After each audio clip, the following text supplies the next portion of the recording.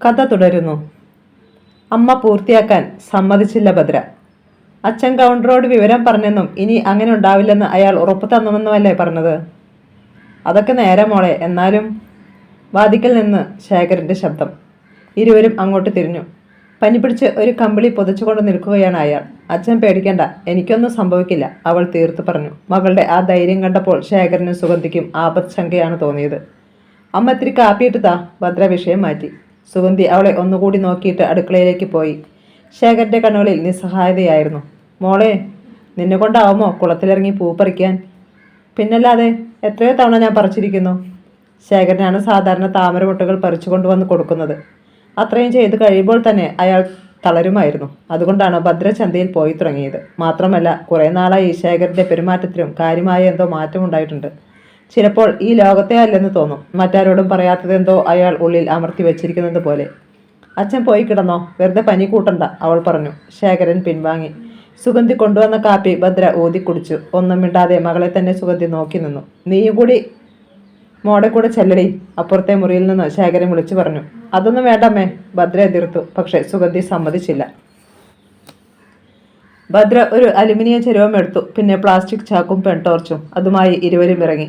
പുറത്ത് നേരത്തെ നാട്ടുവെളിച്ചമുണ്ടായിരുന്നു. കാറ്റിൽ കറങ്ങിക്കൊണ്ടിരിക്കുന്ന കാറ്റാടി യന്ത്രങ്ങൾ. പല നിറത്തിലുള്ള ലൈറ്റുകളാണ് ഓരോന്നിലും. പച്ചയും നീലയും ചുവപ്പും.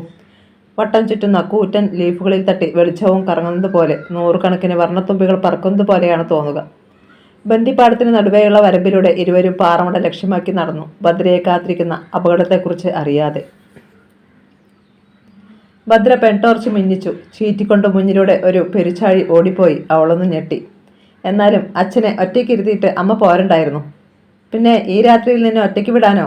നല്ല കഥയായി. ഭദ്ര അതിന് മറുപടി പറഞ്ഞില്ല.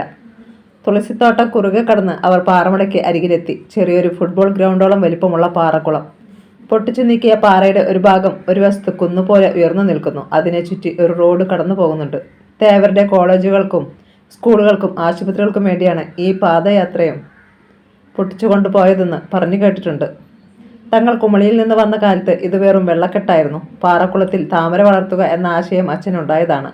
അങ്ങനെയാണ് തേവരിൽ നിന്ന് പാറമട പാട്ടത്തിനെടുത്തത്. അതൊക്കെ ചെറിയ ഓർമ്മ മാത്രമേ ഉള്ളൂ. അന്ന് തനിക്ക് 5 or 6 വയസ്സും കാണും.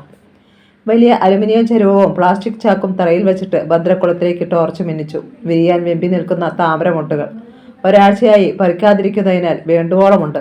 കേരളത്തിൽ ഉത്സവകാലമായതിനാൽ താമരമുട്ടുകൾക്ക് പ്രിയമേറും. പക്ഷേ ബുദ്ധിമുട്ടി ഇവ തോവാൾ ചന്തയിൽ കൊണ്ടു ചെല്ലുമ്പോഴോ? ടോർച്ച് സുഗന്ധിയുടെ കയ്യിൽ കൊടുത്തിട്ട് ഭദ്ര അലുമിനിയം ചരുവം വെള്ളത്തിനു മീതെ വച്ചു. ചരുവം ഒന്നുലഞ്ഞു. മോളെ സൂക്ഷിച്ച്, സുഗന്ധി പറഞ്ഞു. അവൾ രണ്ടാമത്തെ കാലും ചരുവത്തിനുള്ളിലാക്കി. പിന്നെ മറിയാതെ ബാലൻസ് പിടിച്ച് അതിലിരുന്നു. ചരുവം പകുതിയോളം വെള്ളത്തിൽ താണു. തുടർന്ന് അതൊരു ചങ്ങാടം പോലെയായി. പാറക്കുളത്തിന് നടുവിൽ ഭയങ്കര താഴ്ചയാണ്. 4-5 ആൾ ഉയരത്തിൽ വെള്ളമുണ്ടാവും. ഭദ്ര ഇരു കൈകളും കൊണ്ട് വെള്ളത്തിൽ തുഴഞ്ഞു. ചരുവം മുന്നോട്ട് നീങ്ങി. അതിനിടയിൽ താമരമുട്ടുകൾ പറിച്ച് അവൾ ചരുവത്തിൽ ഇട്ടു തുടങ്ങി. ചരുവം നിറയാറാവുമ്പോൾ കരയിലേക്ക് തുഴഞ്ഞു വരും. പറിച്ച മുട്ടുകൾ ചാക്കിലാക്കിയിട്ട് വീണ്ടും കുളത്തിലേക്ക് പോകും. അങ്ങനെ പലതവണ ജോലി തുടരുന്നതാണ് രീതി. ആദ്യ തവണ ചരുവം നിറയാറായപ്പോൾ അവൾ കരയിലേക്ക് വന്നു. ചരുവത്തിൽ ഇരുന്നു കൊണ്ട് തന്നെ പറിച്ചെടുത്ത മുട്ടുകൾ വാരി സുഗന്ധിയെ ഏൽപ്പിച്ചു. ചെറിയ വാഴക്കൂമ്പ് പോലെയുള്ള മുട്ടുകൾ. സുഗന്ധി അത് ചാക്കിലേക്കിട്ടു. ഭദ്ര വീണ്ടും തുഴഞ്ഞു പോയി. അവൾ കുളത്തിന് നടുവിൽ എത്താറായി. ഇരച്ചു വന്ന ഒരു വാഹനത്തിന്റെ വെളിച്ചം പെട്ടെന്ന് കുളത്തിനു മീതെ കൂടി വീശിപ്പോയി. പാറയുടെ മറവിൽ അത് നിന്നു. ലൈറ്റുകൾ അണഞ്ഞു. വാഹനം അവിടെ നിന്നത് ഭദ്രയോ സുഗന്ധിയോ അറിഞ്ഞില്ല. ഒരു ജീപ്പായിരുന്നു അത്. അതിൽ നിന്ന് 4-5 പേർ ഇറങ്ങി. ജീപ്പ് മുന്നോട്ട് തന്നെ പോയി. ജീപ്പിൽ വന്നവർ എന്തോ അടക്കം പറഞ്ഞിട്ട് ഇരുളിലൂടെ തുളസിത്തോട്ടത്തിലേക്ക് ഊളിയിട്ടു. 3-4 തവണ ഭദ്ര താമരമുട്ടുകളുമായി ചരുവത്തിൽ തുഴഞ്ഞെത്തി. അപ്പോഴേക്കും പ്ലാസ്റ്റിക് ചാക്ക് പകുതിയിലധികം നിറഞ്ഞു. ഇന്നിത് പോരെ മോളെ, സുഗന്ധി തിരക്കി. പോരമ്മേ, അമ്മ ഒരു കാര്യം ചെയ്യേ, ഇത് കൊണ്ടുവച്ചിട്ട് വരുമ്പോൾ മറ്റൊരു ചാക്ക് കൂടി എടുത്തോ. അപ്പോഴേക്കും ഞാൻ കുറേ മുട്ട കൂടി പറിച്ചുകൊണ്ട് വരാം. അത് വേണ്ട, നീ പറിച്ചോ. തൽക്കാലം നമുക്കിത് തറയിൽ കൂട്ടിയിടാം. പിന്നെ ചരുവത്തിൽ കൂടി വാരിയിട്ട് പോകാമല്ലോ. മകളെ ഒറ്റയ്ക്ക് എവിടെ വിട്ടിട്ട് പോകാൻ സുഗന്ധിക്ക് മനസ്സ് വന്നില്ല. എങ്കിലത് മതി. അവൾ വീണ്ടും വെള്ളത്തിനു മീതെ തുഴഞ്ഞു പോയി. മുരുകൻ കോവിലിൽ ഉത്സവമാണ് വരുന്നത്. അച്ഛനും അമ്മയ്ക്കുമൊക്കെ അന്ന് പുതുവസ്ത്രങ്ങൾ വാങ്ങണം. അതിനൊക്കെ പണം വേണം. ഭദ്രയോർത്തു. താമരമുട്ടകൾ പറിച്ച് അവൾ കുളത്തിന്റെ അങ്ങേയറ്റം അടുക്കാറായി. പെട്ടെന്ന് മുന്നിലെ വെള്ളത്തിൽ ഒരു ചലനം. താമരയിലകൾ വെള്ളത്തിനു മീതെ കിടന്നു വിറച്ചു. ഞെട്ടലോടെ ഭദ്ര അവിടേക്ക് നോക്കി.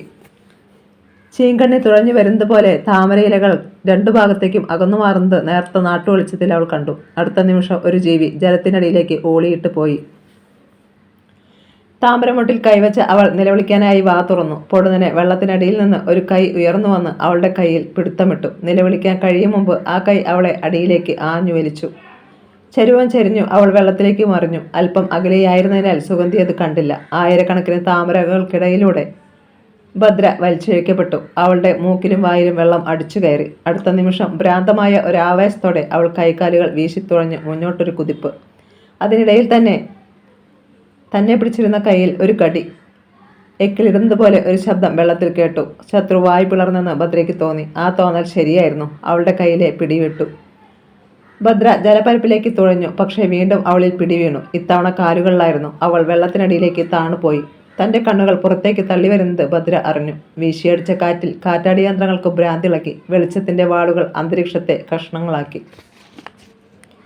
രാവിലെ 8 മണി. തോവള പൂച്ചന്ത ഉണർന്നു. ചന്തയ്ക്ക് മുന്നിലുള്ള കടകളിൽ പിച്ചിയിലും അരളിയിലും കോർത്ത മാലകൾ തൂങ്ങിക്കിടപ്പുണ്ട്. മുരുകൻ കോവിലേക്ക് പോകുന്ന ഭക്തരാണ് അത് വാങ്ങാറുള്ളത്.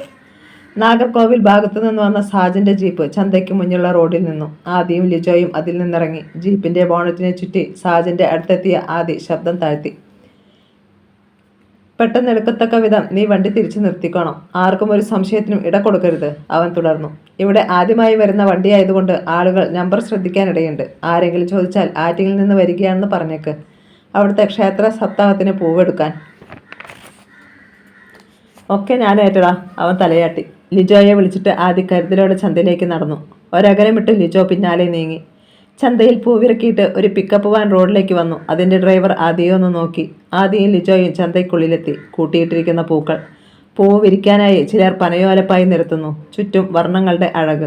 മുത്താരമ്മൻ കോവിലിൽ മണി മുഴങ്ങി. പൂവിൻ്റെ ലേലം ആരംഭിക്കാൻ സമയമായി. ആദിയുടെയും ലിജോയുടെയും കണ്ണുകൾ ചന്തയിൽ വട്ടം ചുറ്റി. ഭദ്ര എവിടെ? ഒരിടത്തും അവളെ കാണാഞ്ഞപ്പോൾ ആദിയുടെ കണ്ണുകൾ ചുരുങ്ങി. അച്ഛനും അമ്മയും അവളെ ചന്തയിൽ പോരുന്നതിൽ നിന്ന് വിലക്കിയോ? ആദ്യ പോക്കറ്റിൽ നിന്ന് സെൽഫോൺ എടുത്തു. ഭദ്രയുടെ നമ്പർ ഡയൽ ചെയ്തു. അപ്പുറത്ത് ബെല്ലടിച്ചതല്ലാതെ ആരും ഫോൺ എടുത്തില്ല. 2-3 വട്ടം കൂടി അവൻ ശ്രമിച്ചു. ആരും എടുത്തില്ല. ദേഷ്യത്തോടെ അവൻ ഫോൺ പോക്കറ്റിലിട്ടു. ലിജോ, പോകാം. അപ്പോൾ ഭദ്ര? അന്വേഷിക്കാം. പൂവ് ലേലം തുടങ്ങിക്കഴിഞ്ഞു. അവർ ജീപ്പിൽ വന്ന് കയറി. സാജൻ ചോദ്യഭാവത്തിൽ അവരെ നോക്കി. വിട്, അവൻ പറഞ്ഞു. സാജൻ ജീപ്പ് സ്റ്റാർട്ട് ചെയ്തു. ആദി വഴി പറഞ്ഞുകൊണ്ടിരുന്നു. അരുൾ വായ്മൊഴി. പാറക്കുളത്തിന്റെ കരയിൽ ധാരാളം ആളുകളുണ്ടായിരുന്നു. ചിലർ തമിഴും ചിലർ മലയാളവും സംസാരിക്കുന്നു. ഭദ്ര പറിച്ചു വെച്ച താമരമുട്ടുകൾക്കരികിലിരുന്ന് വിങ്ങിക്കരയുകയായിരുന്നു സുഗന്ധി. അവരുടെ സമീപത്ത് ഒരു കല്ലിൽ ശേഖരൻ ചില പോലെ കുത്തിയിരിക്കുന്നു. എന്നാലും ഞാൻ നോക്കിയിരിക്കുമ്പോഴല്ലേ അവൾ കുളത്തിലൂടെ തുഴഞ്ഞു പോയത്? പരിസരവാസികളായ സ്ത്രീകൾ ആശ്വസിപ്പിക്കുമ്പോൾ സുഗന്ധി പദം പറഞ്ഞു വിലപിച്ചു. ആ ദൃശ്യങ്ങൾ ഇപ്പോഴും സുഗന്ധിയുടെ കണ്ണുകൾക്ക് മുന്നിലുണ്ട്. നേർത്ത മഞ്ഞിൽ കുളത്തിനുമീതെ കൈകൾ തുഴഞ്ഞു പോകുന്ന മകൾ. കുറച്ചുനേരം കഴിഞ്ഞിട്ടും കാണാഞ്ഞ് ശബ്ദമുയർത്തി വിളിച്ചു നോക്കി. പാറക്കുളത്തിന്റെ കരയിൽ തട്ടി ആ ശബ്ദം പ്രതിധ്വനിച്ചതല്ലാതെ ഭദ്ര വിളിക്കേട്ടില്ല. പേര് ചൊല്ലി മകളെ വിളിച്ചുകൊണ്ട് സുഗന്ധി കുളക്കരയിലൂടെ അങ്ങോട്ടും ഇങ്ങോട്ടും ഓടി. ഒടുവിൽ നേരം പുലർന്നു തുടങ്ങിയപ്പോഴാണ് അത് കണ്ടത്. ഭദ്രയുടെ ചുരിദാർ, ഷാൾ കുളത്തിലെ താമരയിലകളിൽ കുരുങ്ങിക്കിടക്കുന്നു. അലുമിനിയം ചരുവം കാണാനേയില്ല. തിരിഞ്ഞോടുകയായിരുന്നു വീട്ടിലേക്ക്. വിവരമറിഞ്ഞ് ചാടിയെഴുന്നേറ്റ് ശേഖരൻ തലക്കറങ്ങി വീണു. സുഗന്ധിയുടെ നിലവിളി കേട്ട് അയൽക്കാർ ഓടിക്കൂടി. വല്ലവിധാനയും സുഗന്ധി അവരോട് വിവരം പറഞ്ഞു. കേട്ടവർ കുളക്കരയിലേക്ക് ഓടി. അവർക്കൊപ്പം സുഗന്ധിയും ശേഖരനും. നീന്തൽ വശമുള്ള ചിലർ കുളത്തിലിറങ്ങി നോക്കി. പക്ഷേ താമരത്തണ്ടുകൾ കെട്ടിപ്പിണഞ്ഞ് കിടക്കുന്നതിനാൽ അടിത്തട്ട് പരിശോധിക്കാൻ കഴിഞ്ഞില്ല. അവർ തിരിച്ചു കയറി. അതിനിടെ ആരോ നാഗർകോവിൽ ഫയർ സ്റ്റേഷനിലേക്ക് ഫോൺ ചെയ്തു. ആദ്യം ലിജോയും സാജനും എത്തിയപ്പോൾ വീട് അടച്ചിട്ടിരിക്കുകയാണ്. അവരിതെവിടെ പോയി? വീടിനെ ഒന്ന് വലം വച്ചിട്ട് ആദ്യ അച്ഛനെയും അമ്മയെയും ഭദ്രയെയും പേര് ചൊല്ലി വിളിച്ചു. മറുപടിയില്ല. അപ്പോൾ അടുത്ത വീട്ടിൽ നിന്ന് പ്രായമുള്ള ഒരു തമിഴ് സ്ത്രീ വടിക്കുത്തി വന്നു. അവങ്കെ കമ്മക്കരയ്ക്ക് പോയിട്ടാങ്കെ, അവർ പറഞ്ഞു. എന്തിനെ? ആദിയെ നെറ്റി ചുളിഞ്ഞു. എങ്കെ ഭദ്രയെ കമ്മാവി കാണാപ്പോച്ച്. അവർ ആദിയെ സൂക്ഷിച്ചു നോക്കി. കിടുങ്ങിപ്പോയി ആദിയും ലിജോയും. ഭദ്രയെ കുളത്തിൽ കാണാതായെന്ന്. നീങ്കയാര്? സ്ത്രീ തിരക്കി. അതിന് മറുപടി പറയാതെ ആദിയും ലിജോയും ജീപ്പിൽ ചാടിക്കയറി. വിട് സാജ. സാജൻ 2 തെങ്ങുകൾക്കിടയിലിട്ട് ജീപ്പ് തിരിച്ചു.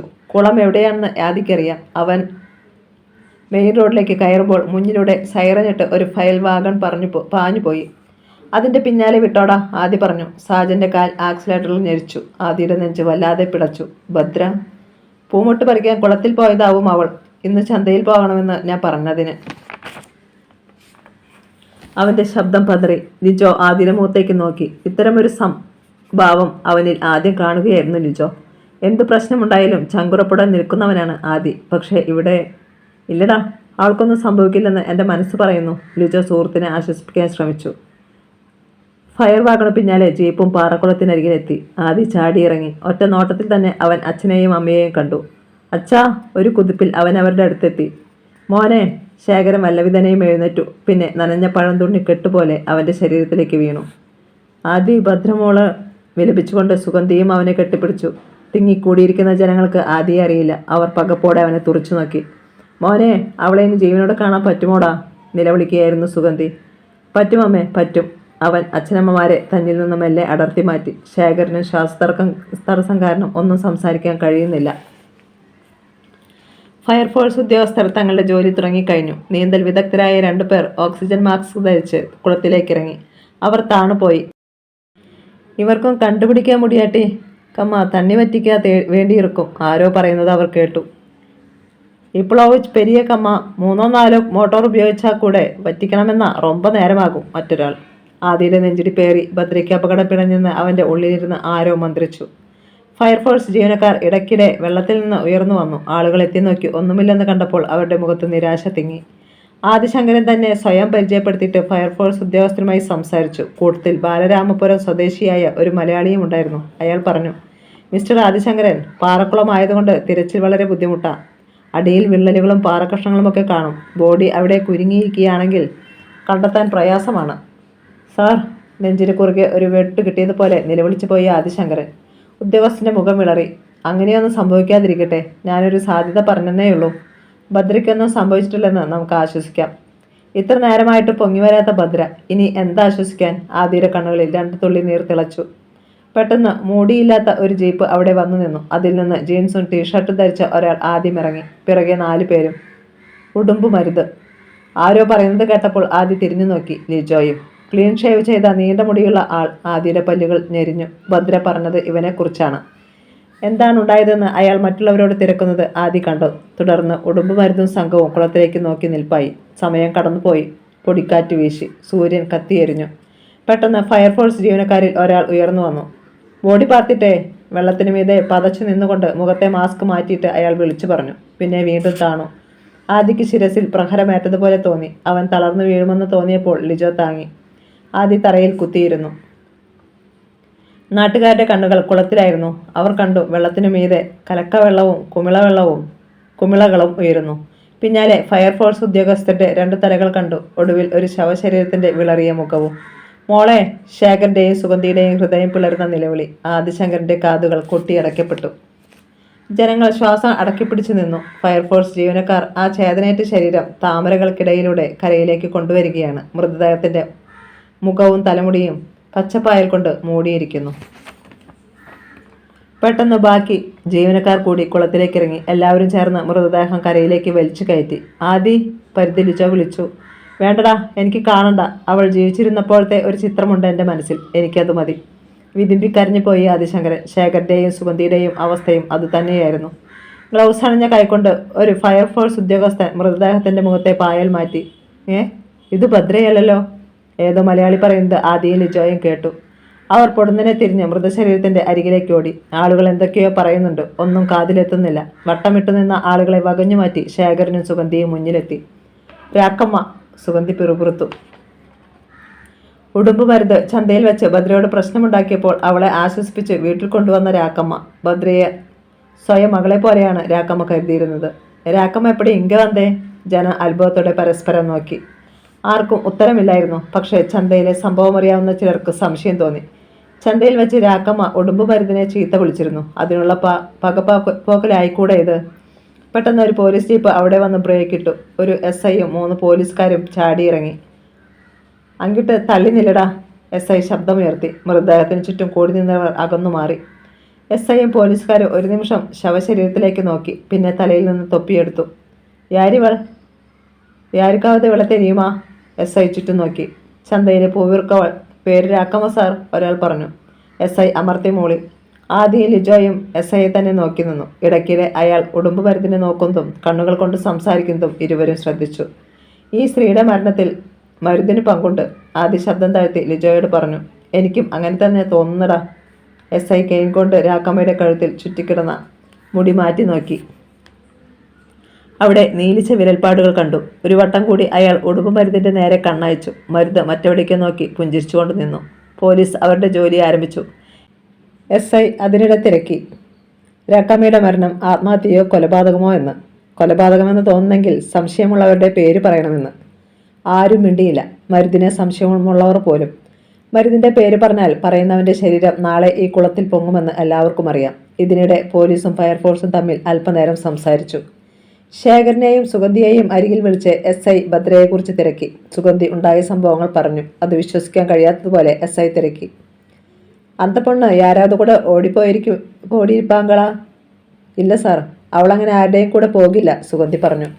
ആ കഴിവറുടെ മോന്റെ കരണത്തൊന്ന് പൊട്ടിക്കുകയാണ് വേണ്ടത്. ആദിശങ്കരൻ മുന്നോട്ട് നടക്കാനാഞ്ഞു. പക്ഷെ ലിജോ അവനെ പിടിച്ചു നിർത്തി. പാടില്ല. നീ ആരാണെന്ന് പോലീസിനോ ഇവിടെ നിൽക്കുന്നവർക്കോ ഇപ്പോൾ വ്യക്തമാക്കണ്ട. കാര്യങ്ങൾ എവിടെ വരെ പോകുന്നെന്നറിയട്ടെ. ഐഡന്റിറ്റി വെളിപ്പെടുത്തിയാൽ നമുക്ക് പലതും ചെയ്യാൻ കഴിയാതെ പോകും. അത് നേരാണെന്ന് ആദിക്കും തോന്നി. FIR വേഗം പൂർത്തിയാക്കിയിട്ട് മൃതദേഹം ആംബുലൻസിൽ കയറ്റിക്കൊണ്ടുപോയി. അപ്പോഴേക്കും ചില ജനപ്രതിനിധികളെത്തി. അവരുടെ കൂടി പ്രയത്നഫലമായി 2 മോട്ടോറുകൾ കൊണ്ടുവന്നു.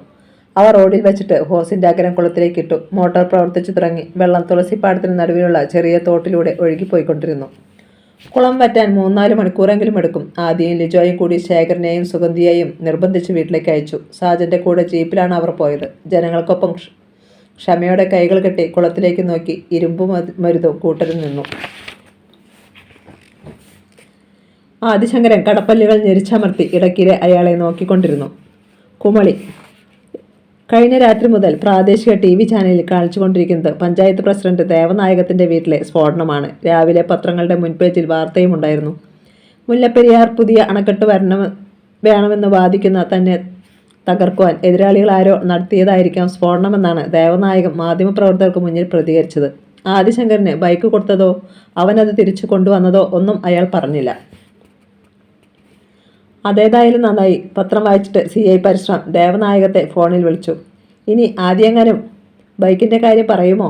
ദേവനായകം സംശയം പ്രകടിപ്പിച്ചു. അവൻ ബുദ്ധിയുള്ളവനാ, ഒരിക്കലും പറയത്തില്ല, പരശുറാമിന് ഉറപ്പുണ്ടായിരുന്നു. പക്ഷേ ഇനി അവനെ കൂടുതൽ സൂക്ഷിക്കണം. എല്ലാ കാര്യങ്ങളും അവന് വ്യക്തമായിട്ടുണ്ട്. അവനുവേണ്ടി ജീവൻ കളയാൻ കുമളിയിൽ ഒത്തിരി പേര് കാണുമെന്നും മറക്കണ്ട. ദേവനായകത്തിന്റെ ചലനങ്ങൾ പോലും വാച്ച് ചെയ്യാൻ ആളുണ്ടാവും. അത് കേട്ടപ്പോൾ ദേവനായകത്തിന് ഭയം തോന്നി. ഒന്നും അറിയാത്തതുപോലെ ഞാൻ അവനെ ഒന്ന് വിളിച്ചാലോ? അത് വേണ്ട. പരശുറാം ബാക്കി പറയും മുമ്പ് വാതിൽക്കൽ ഒരു ചലനമുണ്ടായി. ഞാൻ പിന്നെ വിളിക്കാം. കാൾ കട്ട് ചെയ്തിട്ട് പരശുറാം തിരിഞ്ഞു. ജയന്തൻ. പരശുറാമിനെ തന്നെ നോക്കി നിൽക്കുകയായിരുന്നു അവൻ. എന്താടാ? ഏട്ടൻ കുമളിയിൽ വെച്ച് ആദിയെ കാണുകയാണെങ്കിൽ എന്നെ ഒന്ന് വിളിക്കാൻ പറയണം. ആ ലിജോയോട് പറഞ്ഞാലും മതി. നീ അവനെ വിളിച്ചു നോക്കിയില്ലേ? വിളിച്ചു, പക്ഷേ ഫോൺ ഓഫ് ചെയ്തേക്കും അവൻ. ജയന്തൻ ഷർട്ടിൻ്റെ കൈകൾ മടക്കി മുകളിലേക്ക് തള്ളിവെച്ചു. എന്തായി നിന്റെ നിരാഹാരം? അടുത്തയാഴ്ച എങ്ങനെയും പുതിയ ഡാം പണി തുടങ്ങുമോ? പരിഹാസം തിരിച്ചറിഞ്ഞിട്ടും ജയന്തൻ പുഞ്ചിരിച്ചു. അടുത്ത ആഴ്ച തുടങ്ങിയില്ലെങ്കിലും ഒരിക്കൽ തുടങ്ങും ചേട്ടാ. അതിനു മുമ്പ് ഡാം പൊട്ടിയാൽ നമുക്കത് കാണാൻ കഴിയില്ലെന്ന് മാത്രം. അവൻ പിന്തിരിയാൻ ശ്രമിച്ചു. നീ കരുതും പോലെ അത് പൊട്ടത്തില്ല ജയന്ത. എനിക്കുറപ്പാ. അത് പണിഞ്ഞത് ഇന്നലത്തെ കോൺട്രാക്ടർമാരൊന്നും അല്ല, ബ്രിട്ടീഷുകാരാ. പരശുറാം എഴുന്നേറ്റു. പക്ഷേ ബ്രിട്ടീഷുകാർ പറഞ്ഞ ഡാമിൻ്റെ ആയുസ്സൊക്കെ എന്നേ തീർന്നു. ഏട്ടനും അതറിയാമല്ലോ. ജയന്തന് വീറു കൂടി. അതിലൊന്നും കാര്യമില്ലടാ. ചുണ്ണാമ്പും സുർക്കയും ഒലിച്ചു പോയിട്ടുണ്ടാവും. ഡാമിന് അല്പം ചോർച്ചയുണ്ട്. പക്ഷേ കല്ലുകൾ പരസ്പരം ലോക്കിട്ടിരിക്കുകയാ. അത് അങ്ങനെയൊന്നും ഇളകിപ്പോവില്ല. പരശുറാം അലമാരയിൽ നിന്ന് യൂണിഫോം എടുത്ത് കിടക്കയിൽ വെച്ചു. ലോക്ക് പോവില്ലായിരിക്കാം, പക്ഷേ ഭൂകമ്പ സാധ്യതയുള്ള പ്രദേശമാണ് അവിടം. അത് മറന്നുപോയോ? ഇത്തരം സംവാദങ്ങളൊക്കെ വീടിന് പുറത്ത് ഞാൻ നിന്നോട് പലതവണ പറഞ്ഞിട്ടുള്ളതാ. ശബ്ദം കേട്ട് ഇരുവരും നിശബ്ദരായി. സുരേന്ദ്രനാഥ് അങ്ങോട്ട് വന്നു. 2 പേർക്കും അഭിപ്രായ സ്വാതന്ത്ര്യവും പ്രവർത്തന സ്വാതന്ത്ര്യവുമുണ്ട്. അവനവൻ്റെ ചിന്താഗതിക്ക് അനുസരിച്ച് കാര്യങ്ങൾ നടക്കട്ടെ. പക്ഷേ ഈ വീട്ടിൽ അതിൻ്റെ ചർച്ചയൊന്നും വേണ്ട. പപ്പ, ഞങ്ങൾ വെറുതെ. ജയന്തൻ ചിരിച്ചു. ആ, സമ്മതിച്ചു. അയാൾ ഇരുന്നു. പരശുവിനോട് മറ്റൊരു കാര്യം പറയാനാ ഞാനിപ്പോൾ വന്നത്. എന്താ പപ്പ? സുരേന്ദ്രനാഥിൻ്റെ മുഖം കണ്ടപ്പോഴേ കാര്യം ഗൗരവമുള്ളതാണെന്ന് പരശുറാമിന് തോന്നിയിരുന്നു. 5 വർഷമായി നിന്നോട് പറഞ്ഞ് മടുത്ത കാര്യമാണ്. അതുകൊണ്ട് പപ്പ എന്ന നിലയ്ക്ക് ഞാനങ്ങ് തീരുമാനിച്ചു. പരശുറാമിൻ്റെ കണ്ണുകൾ ഇടുങ്ങി. പപ്പ തന്നെ ബാക്കി പറയട്ടെ എന്ന് കരുതി അയാൾ മൗനം പാലിച്ചു. രണ്ടുപേരെയും ഒന്ന് നോക്കിയിട്ട് സുരേന്ദ്രനാഥ് തുടർന്നത്. രവിശങ്കർ തിരുവനന്തപുരത്തുണ്ടല്ലോ, അവനെ എന്നെ ഫോണിൽ വിളിച്ച് അനുവാദം തേടിയത്. ഞാനങ്ങ് സമ്മതിച്ചു. നാളെ നമ്മൾ തിരുവനന്തപുരത്തിന് പോകുന്നു. അവിടെ വെച്ച് കാര്യങ്ങൾ തീരുമാനിക്കുന്നു, സുരേന്ദ്രനാഥ് പറഞ്ഞു നിർത്തി. അയ്യോ, എനിക്ക് വരാൻ പറ്റത്തില്ല, ജയന്തൻ ആദ്യമേ പറഞ്ഞു. നിരാഹാര സമരം രാത്രി കൂടിയാക്കുന്നതിനെക്കുറിച്ചുള്ള ചർച്ച നാളെയാ. സുരേന്ദ്രനാഥ് അവനെ രൂക്ഷമായി ഒന്ന് നോക്കി. അല്ലെങ്കിലും സ്വന്തം വീട്ടിലെ ഒരാവശ്യത്തിന് നിന്നെ പ്രയോജനപ്പെടുത്തില്ലെന്ന് എനിക്കറിയാം. നിനക്ക് പ്രിയപ്പെട്ടത് നാട്ടുകാരുമാണല്ലോ. ഞാൻ സംസാരിച്ചത് പരശുവിനോടാ. ജയന്തൻ ആശ്വാസത്തോടെ നിശ്വസിച്ചു. പപ്പ ഇനിയും കാര്യം പറഞ്ഞില്ല. പരശുറാം അസ്വസ്ഥനായി.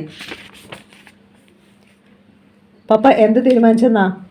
നിന്റെ വിവാഹ കാര്യം തന്നെ. പപ്പ? അതെ, പെണ്ണ് ജലസേചന മന്ത്രി ചെട്ടിക്കുളങ്ങര സദാശിവന്റെ മകൾ. തിരുവനന്തപുരം മെഡിക്കൽ കോളേജിൽ ഹൗസ് സർജൻസി ചെയ്യുകയാ ആ കുട്ടി. നാളെ അവൾ ലീവ് എടുക്കും. അയാൾ എഴുന്നേറ്റു. എന്നാലും പപ്പ എന്നോടൊന്നും ആലോചിക്കാതെ. ഇത്രയും നാൾ ആലോചിച്ചില്ലേ? ഒന്നും നടന്നില്ലല്ലോ. അയാൾ മുറിവിട്ടു. കണക്കായിപ്പോയി. ജയന്തൻ ഏട്ടനെ നോക്കി ഒരാംഗ്യം കാണിച്ചു. നീ പോടാ, പരശുറാം കഴിച്ചുകൊണ്ടി. അല്ലെങ്കിലും എനിക്കിവിടെ നിൽക്കാൻ നേരമില്ല. ജയന്തൻ തിരിഞ്ഞു.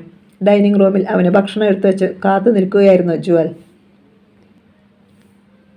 ഏട്ടാ, ഇന്ന് ചപ്പാത്തിയാ. നല്ല പോലെ വെള്ളം കുടിച്ചോണ്ട് പോണേ. അവൾ അടക്കി ചിരിച്ചു. നീ പൊടി കഴുതേ.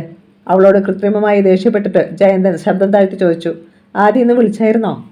ഇല്ല. എന്താ ഏട്ടാ? വിളിക്കുകയാണെങ്കിൽ എന്നെ അത്യാവശ്യമായി ഒന്ന് കാണാൻ പറയണം. ആദ്യ സ്ഥലത്തില്ല ഏട്ടാ, അവൾ പറഞ്ഞു. എവിടെ പോയി? 2 ദിവസത്തേക്ക് ഇവിടെ കാണത്തില്ലെന്ന് പറഞ്ഞിരുന്നു. ജയന്തൻ്റെ മുഖം മ്ലാനമായി. എന്തെങ്കിലും പ്രശ്നമുണ്ടോ ഏട്ടാ? ജുവലിനെ ഉൾക്കണ്ട. ഏയ്. അങ്ങനെ പറഞ്ഞെങ്കിലും ജയന്തന് എന്തോ അലട്ടുന്നുണ്ടെന്ന് തോന്നി ജുവലിന്. സുരേന്ദ്രനാഥും പരശുറാമും കാപ്പി കുടിക്കാൻ വന്നതോടെ അവൾ സംസാരം നിർത്തി. അരുൾ വായ്മൊഴി. നേരം ഉച്ച കഴിഞ്ഞു. പോലീസ് സംഘം വീണ്ടും എത്തി. താമരക്കുളത്തിലെ ജലം മുക്കാലും വറ്റിക്കഴിഞ്ഞിരുന്നു. ശേഖരൻ താമര കൃഷിക്ക് പുറമെ കുളത്തിൽ മത്സ്യങ്ങളെയും വളർത്തിയിരുന്നു. അക്കാര്യം നാട്ടുകാർ ഇപ്പോഴാണ് തിരിച്ചറിയുന്നത്. ആളുകൾക്ക് ഹരമേറി. അവർ ഏത് നിമിഷവും കുളത്തിലേക്ക് ചാടുമെന്ന് തോന്നി ആദിശങ്കരനും ലിജോയ്ക്കും. ആദിയുടെ കണ്ണുകൾ കുളത്തിൽ തറഞ്ഞു നിന്നു. അല്പനേരം കൂടി കഴിഞ്ഞപ്പോൾ ഒരു വെള്ളായം കണ്ടു. ആദിയുടെ പുരികം ചുളിഞ്ഞു. ഇത്തിരി കൂടി കഴിഞ്ഞപ്പോൾ അറിഞ്ഞു അതൊരു അലുമിനിയം ചരുവമാണ്. അതിലാടാ അവൾക്ക് താമരമൊട്ട് പറിക്കാൻ പോകുന്നത്. ആദിയുടെ ശബ്ദം വിറച്ചു. നെഞ്ചിടുപ്പിന് വേഗതയേറി. ഫയർഫോഴ്സുകാർ വീണ്ടും കുളത്തിലേക്ക് ഇറങ്ങാൻ ഭാവിച്ചു. മുട്ടോളം വെള്ളത്തിൽ ഫയർഫോഴ്സുകാർ കുളം മുഴുവൻ അരിച്ചു പെറുക്കി. പക്ഷേ ഭദ്രയുടെ ബോഡി കിട്ടിയില്ല. മുഴുസാ തേടിനാൻ ഉള്ളെ ഏതും കിടയാതെ അവർ തീർത്തു പറഞ്ഞു. എടാ, ഭദ്രയുടെ ശരീരം അതിനകത്തില്ലെന്ന്. ലിജോ ആദിയെ സന്തോഷത്തോടെ കെട്ടിപ്പിടിച്ചു. പെട്ടെന്ന് ആളുകൾ പോലീസിന്റെ വിലക്ക് ലംഘിച്ച് ഒരാരവത്തോടെ കുളത്തിലേക്ക് കുതിച്ചു മീൻ പിടിക്കാൻ. ആദി തിരിഞ്ഞു. ലിജോയും. അവൾക്ക് ചതിവ് പറ്റിയതാടാ, എനിക്കുറപ്പാ. അത് ശരിയാണെന്ന് ലിജോയ്ക്കും തോന്നി. അവന് വല്ലാതെ സങ്കടം തോന്നി. വല്ലപ്പോഴും ഇവിടെ വരുമ്പോഴാണ് ഭദ്രയെ കാണുന്നത്. എന്നാലും മനസ്സിൽ അവൾ മായാതെ നിൽക്കും. ചിലപ്പോൾ തോന്നുമായിരുന്നു ഭദ്ര തന്നെ ഒരുപാട് സ്നേഹിക്കുന്നുണ്ടെന്ന്. വേറെ ചിലപ്പോൾ തോന്നും അവൾക്ക് താൻ ആദ്യയെ പോലെ തന്നെയാണെന്ന്. എന്തായാലും തനിക്ക് അവളെ ഒരുപാട് ഇഷ്ടമാണ്. ആരോടും പറയാതെ മനസ്സിൽ കൊണ്ടു നടക്കുന്ന 7 നിറമുള്ള മഴവിൽ സ്വപ്നം. ലിജോ, ആദിയുടെ ശബ്ദമാണ് അവനെ ഉയർത്തിയത്. മുന്നോട്ട് നടക്കുകയാണവർ. ഇവിടുത്തെ പോലീസിനെ ഒട്ടും വിശ്വസിക്കാൻ പറ്റില്ല. കുടുംബമായി അവർക്ക് നല്ല ബന്ധമാണ്. അതുകൊണ്ട് ഭദ്രയെ കണ്ടുപിടിക്കണമെങ്കിൽ നമ്മൾ തന്നെ മുന്നിട്ടിറങ്ങണം, ആദി പറഞ്ഞു. എന്ത് വേണമെന്ന് നീ പറഞ്ഞാൽ മതി, ഞാനുണ്ട്, ലിജോ അറിയിച്ചു. കൊടുവാൾ പോലെ കറങ്ങുന്ന കാറ്റാടികളിലേക്ക് ആദ്യം ഒന്ന് നോക്കി. അതിലൊന്നിൻ്റെ ചുവട്ടിലേക്ക് അടുക്കുകയായിരുന്നു അവർ. ഉയരമുള്ള ഭീമൻ ഒറ്റത്തൂണായിരുന്നു ആ കാറ്റാടി യന്ത്രത്തിന്. അതിനു ചുറ്റും കമ്പിവേലി കെട്ടിയിട്ടുണ്ട്. ഒരു വലിയ കിണറിനേക്കാൾ വ്യാസമുണ്ട് തൂണിൻ ചുവട്ടിലെ ഇരുമ്പ് കുഴലിന്. അതിൽ അലുമിനിയം പെയിന്റ് പൂശിയിരിക്കുന്നു. തൂണിന് ചുവട്ടുള്ള ട്രാൻസ്ഫോർമറിനടുത്ത് ഒരു കാവൽക്കാരനെ കണ്ടു. ആദി എന്തോ ഓർത്ത് നിന്നു. എന്താടാ, ഇവിടെ എത്രയും സംഭവം നടന്നിട്ടും ആ കാവൽക്കാരൻ എന്താടാ ഇങ്ങോട്ട് വരാത്തത്? അത് അയാൾ വന്നിട്ട് പോയതായിരിക്കും. അല്ല, അവൻ തീർത്തു പറഞ്ഞു. വന്നെങ്കിൽ മീൻ പിടിക്കുന്നത് കണ്ടുകൊണ്ടെങ്കിലും അയാൾ നിന്നേനെ. കാവൽക്കാരിൽ നിന്ന് കണ്ണുകൾ പറിക്കാതെ അവൻ മീശത്തുമ്പുകൾ ഒന്ന് പിരിച്ചു. ഭദ്രയ്ക്ക് എന്ത് പറ്റിയെന്ന് തീർച്ചയായും അയാൾക്കറിയാം. അതുകൊണ്ട് തന്നെയാ അയാൾ ഇങ്ങോട്ട് വരാത്തത്. എങ്കിൽ നമുക്ക് അയാളോട് ഇപ്പോൾ തന്നെ ചോദിക്കാം. ലിജോ ആവേശത്തിൽ മുന്നോട്ട് കുതിച്ചു. പക്ഷേ ആദി തടഞ്ഞു. ഇത്രയും ആളുകൾ നിൽക്കുമ്പോൾ ഒരു സീൻ വേണ്ടടാ. അയാൾ നമ്മുടെ കണ്ണിൽ നിന്നും മറയാതെ നോക്കണം. കുറേ അകലെ ഒരു തെങ്ങിൻ ചുവട്ടിലേക്ക് ജീപ്പ് നീക്കിയിട്ട് അവർ കാത്തിരുന്നു. സന്ധ്യയോടെ ഫയർഫോഴ്സും പോലീസും തിരിച്ചുപോയി. പാറക്കുളത്തിൽ മീൻ പിടിച്ചുകൊണ്ടിരുന്ന ജനങ്ങളും പിരിഞ്ഞുപോയി. ഇതിനിടെ ആദി വീട്ടിൽ പോയി അച്ഛനെയും അമ്മയെയും ആശ്വസിപ്പിച്ച് തിരിച്ചെത്തി. ആരുടെയും കണ്ണിൽപ്പെടാത്ത ഭാഗത്തേക്ക് അവൻ ജീപ്പ് മാറ്റിയിട്ടു. കാത്തിരുന്ന നിമിഷങ്ങൾ ആഗതമായെന്ന് ആദിക്ക് തോന്നി. ലിജോയ്ക്കും സാജനും അവൻ സൂചന നൽകി. കാറ്റാടി യന്ത്രത്തിന്റെ വാച്ചർ ഒരു കസേരയിലിരുന്നു പുക വലിക്കുന്നത് അവർ കണ്ടു. അയാളൊരു മലയാളിയാണെന്ന് തോന്നുന്നു, ലിജോ പറഞ്ഞു. അതറിയാൻ എളുപ്പമാ. ആദ്യം മീശയിലൊന്ന് തടവി. നിലവിളിക്കുമ്പോൾ ഏതവനും ആദ്യം മാതൃഭാഷയെ പറയൂ.